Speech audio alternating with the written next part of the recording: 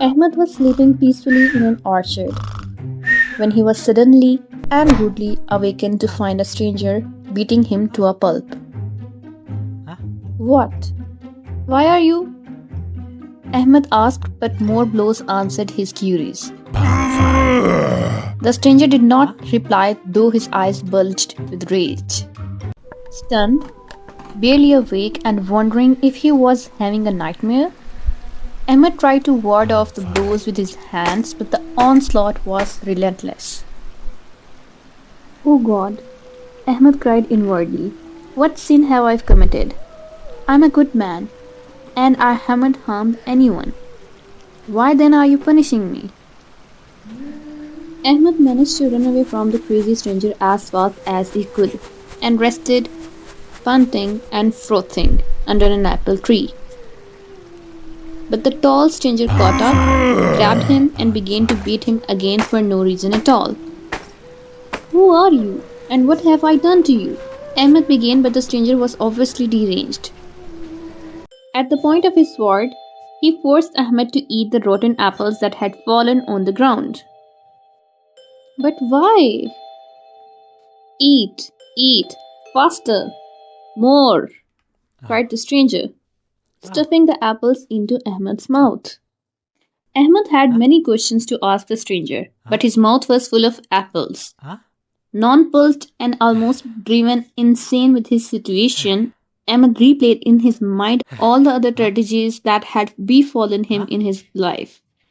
He came to the conclusion that life was inherently absurd and full of meaningless suffering.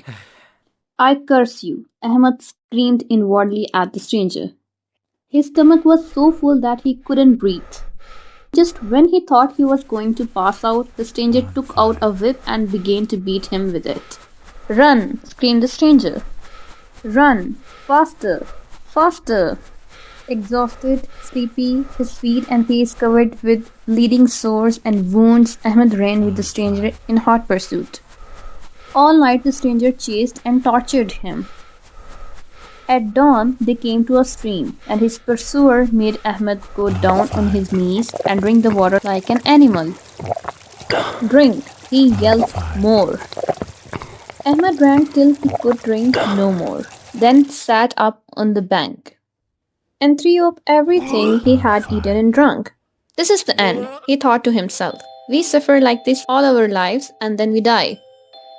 He looked up at the tall stranger and said, I will die easily if you just tell me why. Without any words, the stranger pointed his sword at Ahmed's vomit. There, amidst the rotten apple, lay a long black snake, writhing and hissing, his tongue darting in and out of his mouth. I was riding by when I saw the snake slither into your open, snoring mouth, the stranger explained. But why didn't you tell me the reason? I would have obeyed you meekly, done everything you asked me to, and borne your blows knowing that my suffering had a purpose. Because, replied the stranger, sheathing his sword and putting away his mace and whip.